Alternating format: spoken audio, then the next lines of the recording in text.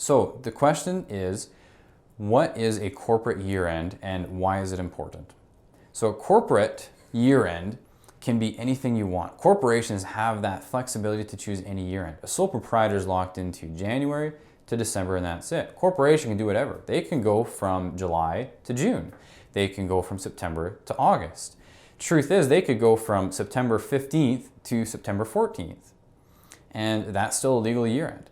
We do recommend that you choose the last day of the month. It does help in estimating certain costs and revenue. Most bank statements tend to be towards the end of the month, or you can at least do that. So we do recommend a month end. So choose an August 31st year-end or a March 31st year-end. Now, what's important to know when deciding your year-end? One, you have to decide soon. Once you file your first tax return, changing your year-end is very difficult. You have to write into the CRA. They review and they make a determination if they believe that you have a legitimate claim to change your year-end, and they can deny it.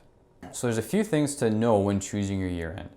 First, your taxes are due 3 months after your year-end. That means that you need to pay your taxes and your GST within 3 months. So if you choose a year-end of July 31st, then you have until August, September, October 31st to pay your taxes and your GST and to file your GST.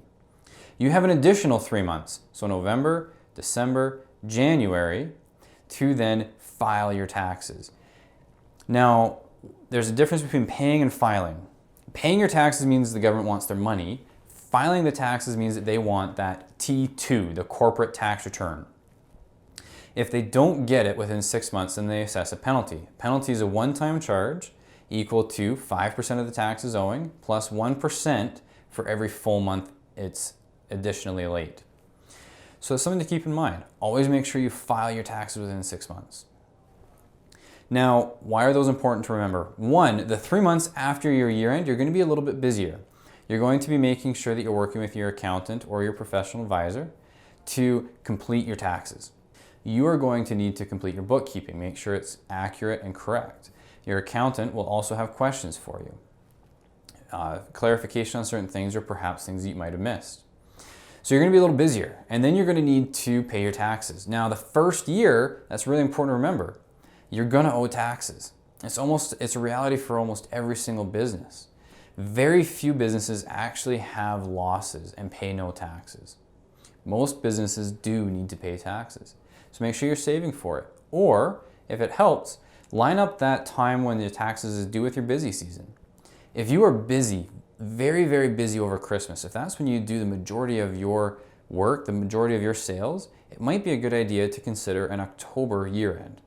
By having an October 31st year-end, you will be busy in November, cleaning up your bookkeeping, working with your accountant. Then in December, as you begin to get busy with work, you'll be generating good cash flow, and you'll be able to then pay your taxes without having to pay any interest. So those are things to consider when choosing your year-end.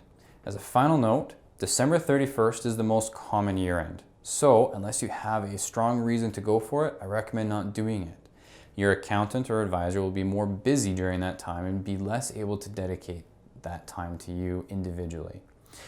And finally, the worst year-end to choose by far is January 31st.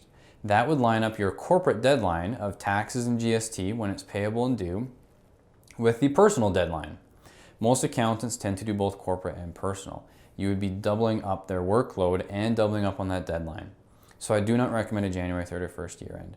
February 28th, you're looking at a May 31st deadline, which is fine. Again, December 31st, the most common, avoid it unless you have a reason to go with it. And January 31st, I highly recommend that you do not take that year-end.